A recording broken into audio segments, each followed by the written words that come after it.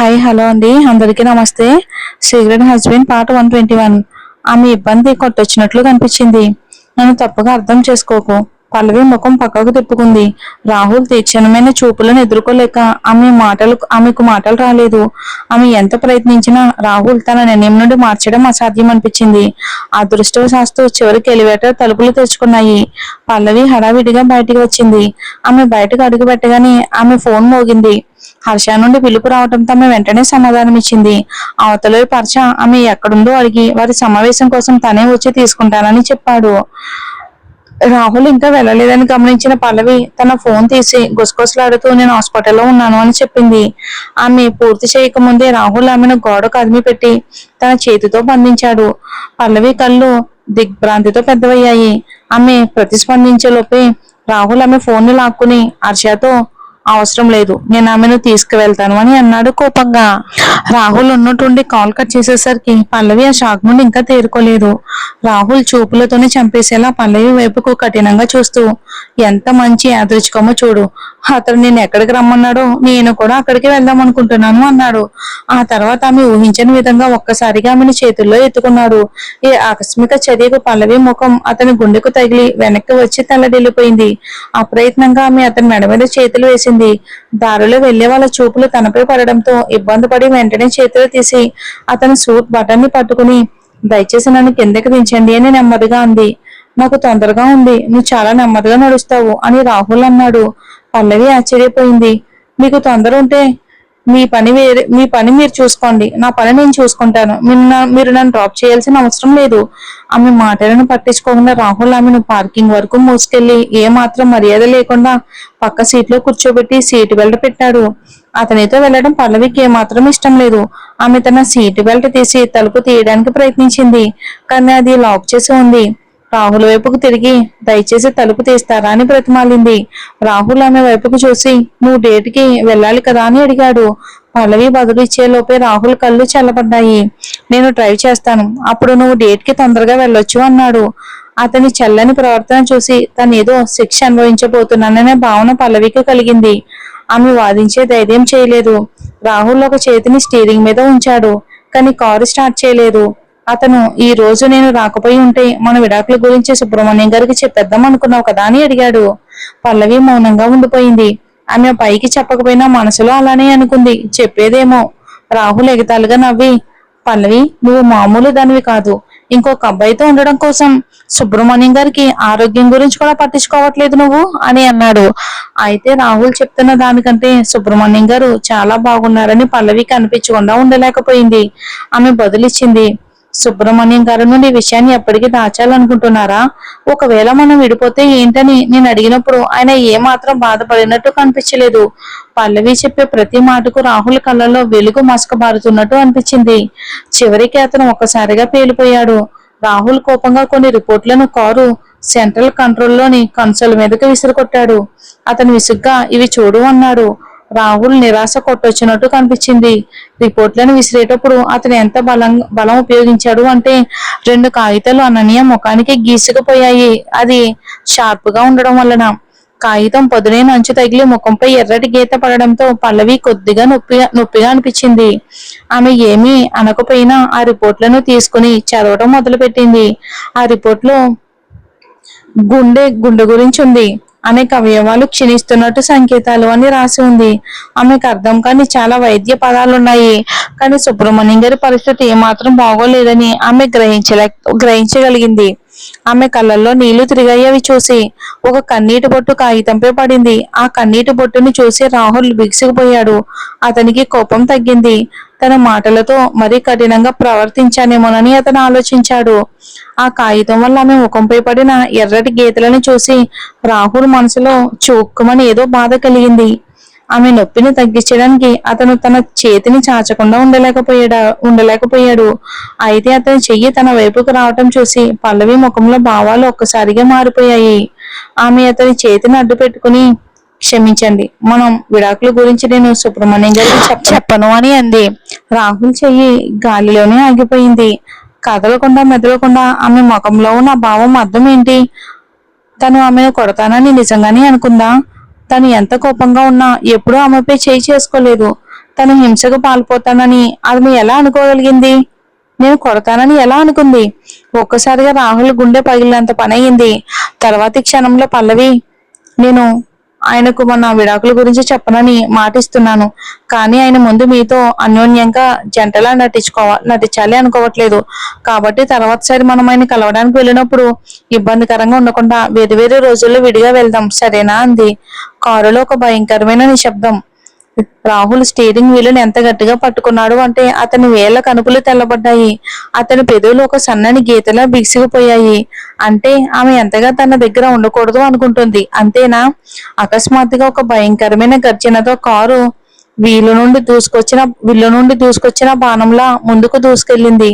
పల్లవి తను నిలదొక్కుకోవడానికి హ్యాండిల్ ను గట్టిగా పట్టుకుని తడబడుతూ సీట్ బెల్ట్ పెట్టుకుంది.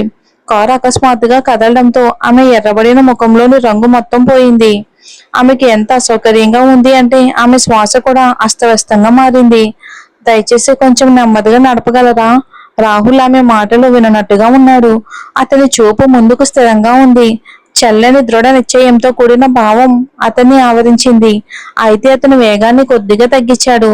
రిషి కారును రద్దీ తక్కువగా ఉన్న దారిలోకి మళ్లించాడు. అతను వేగ పరిమితిని మించినప్పటికీ బలవంతంగా యాక్సిలేటర్ చేయటం వలన పల్లవికి వికారంగా తల తిరుగుతున్నట్టు అనిపించింది. అతను ఎందుకంత తొందరగా వెళ్తున్నాడని పల్లవి అడగాలి అనుకుంది. కానీ ప్రయాణపు వికారం వలన కలిగే వికారం ఆమె ప్రతి ఆలోచనను పీడిస్తుంది. ఆమె కళ్ళు మూసుకుని వెనక్కి వాలి అది తన అసౌకర్యాన్ని తగ్గిస్తుందని ఆశించింది. డ్రైవ్ చేస్తున్నంతసేపు హర్ష ఆమె క్షేమం గురించి ఆందోళన పడుతూ కాల్ చేస్తూనే ఉన్నాడు. చివరికి పల్లవి సమాధానం చెప్పగలిగింది. పల్లవి, ఎక్కడున్నావు అని హర్ష అడిగాడు. త్వరలోనే అక్కడ ఉంటాను అని పల్లవి బలహీనంగా వణుకుతున్న గొంతుతో బదిలిచ్చింది. హర్ష ఇంకా ఏమీ అనకుండా, సరే నేను ఎంట్రన్స్ దగ్గర నీ కోసం వెయిట్ చేస్తాను అన్నాడు. అకస్మాత్తుగా కారు మళ్ళీ వేగవంతమైంది. పల్లవి వణుకుతున్న చేతి నుండి ఫోన్ జారి కాళ్ళ మీద పడింది. కానీ దాన్ని తీసుకునే శక్తి ఆమెకి లేదు. ఆమె ప్రధాన దృష్టి ప్రాణాలతో ఉండడంపైనే ఉంది. చివరికి ఆమెకు కేఫ్ కనిపించింది మరియు రోడ్డు పక్కన హర్ష ఎదురు చూడడం చూసింది. భయంతో పల్లవి ఆపండి అని అరిచింది. కానీ రాహుల్ ఆమెను పట్టించుకోలేదు. ఆమె మరో ఎత్తుగడ వేసి, మీరు ఆపకపోతే నేను వాంతి చేసుకుంటాను అని బెదిరించింది. ఒక కీచుమన్న శబ్దంతో కారు హర్షకు కొద్ది అంగుళాల దూరంలో ఆగింది. పల్లవి ముఖం పాలిపోయింది. మరోవైపు హర్ష ముఖంలో భావాలు క్షణకాలం మారినా అతను వెంటనే తనను తన అదుపులోకి తెచ్చుకున్నాడు. పల్లవి ఇంకా భయంగానే ఉంది. రాహుల్ ఒక పిచ్చివాడిలా ప్రవర్తించాడు. తన ఫోన్ తీసుకుని ఒక మాట కూడా మాట్లాడకుండా కారు దిగింది. ఆమె కారు దిగిన వెంటనే కాళ్ళు ఆమెను మోయలేకపోయాయి. అదృష్టవశాత్తు హర్ష ఆమె వైపుకు పరిగెత్తుకొచ్చి తన చేతులతో పట్టుకున్నాడు. ఆమె శక్తి అంతా పోయినట్టుగా హర్ష ఆసరా తీసుకుని అతనిపై వాలింది. అది అమర్యాదగా అనిపించినా సొంతంగా నిలబడే శక్తి ఆమెకి లేదు. ఆమె కాళ్ళు జెల్లీలా మారిపోయాయి. మీరు బాగానే ఉన్నారా? పల్లవి పైనుండి హర్ష ఓదార్పు గొంతు వినిపించింది. అయితే హర్ష రాహుల్ వైపుకు చూస్తున్నాడు. చూపులతోనే చంపగలిగేంత. హర్ష అక్కడికక్కడ చనిపోయి ఉండేవాడేమో. ఆ చూపుల్లో అంత అర్థం ఉంది. హర్ష నడుమును ఇంకా పట్టుకుని ఉన్న పల్లవి చేతులు అదుపు లేకుండా వణిగిపోయాయి. ఒక్క మాట కూడా మాట్లాడకుండా అతి వేగంతో కారు నడిపిన రాహుల్తో పోలిస్తే హర్ష ఓపిక, ఆసరా ఆమెకు విచిత్రంగా భద్రతనిచ్చాయి. కొద్దిసేపటికి తర్వాత పల్లవి నిలదొక్కుని, క్షమించండి, నాకు కొంచెం కళ్ళు తిరుగుతున్నట్టు అనిపించింది అని క్షమాపణ చెప్పింది. పర్వాలేదు పల్లవి. హర్ష దాన్ని సున్నితంగా కొట్టిపారేశాడు. తర్వాత అతను ఒక పెద్ద మనిషిలా తన చెయ్యి చాచి లోపలికి వెళ్దామన్నాడు. కూర్చున్న తర్వాత పల్లవి తన తలను స్పష్టంగా ఉండడానికి ఒక కప్పు కాఫీ మొత్తం గబగబా తాగేసింది. తర్వాత హర్ష చెప్పిన విషయం ఆమెను ఆశ్చర్యపరిచింది. ఒక అమ్మాయిపై ఉన్న ఇష్టం కారణంగా హర్ష తన కుటుంబంతో గొడవపడ్డాడు. కుటుంబ వ్యాపారాన్ని చూసుకోవడానికి బదులుగా అతను ఒక కంపెనీలో పనిచేయడానికి ఇష్టపడ్డాడు. అయితే అతను తన పనిలో అనేక ప్రాబ్లమ్స్ ఎదుర్కోవడంతో అతని పేరెంట్స్ కుటుంబ వ్యాపారంలోకి తిరిగి రమ్మని, ఒక ఒప్పందం పెళ్లి చేసుకోమని ఒత్తిడి చేయటం ప్రారంభించారు. కానీ అతనికి ప్రేమలేని పెళ్లి ఇష్టం లేదు. అతను ప్రాణంగా పెళ్లి చేసుకోవాలనుకున్న అమ్మాయి ఒకరున్నారు. అందువల్ల హర్ష ఈ రాత్రి విదేశాల నుండి తిరిగి వచ్చిన తన తల్లిదండ్రులతో డిన్నర్ సమయంలో పల్లవిని తన ప్రేయసిగా నటించమని కోరాడు. హర్ష మాటలు సూటిగా లేకపోయినా రాహుల్ వల్లే అతను ఉద్యోగం కోల్పోయానని పల్లవికి స్పష్టంగా అర్థమైంది. అంతకంటే దారుణం, ఇతర కంపెనీలు కూడా అతని ఉద్యోగంలోకి తీసుకోవడానికి నిరాకరిస్తున్నాయి. అయితే హర్ష రాజీ పడడానికి నిరాకరించాడు. అతను ఇంకా తను ప్రేమించిన అమ్మాయి వెంట పడుతూనే ఉన్నాడు కాబట్టి అతని ప్రణాళికతో ముందుకు వచ్చాడు.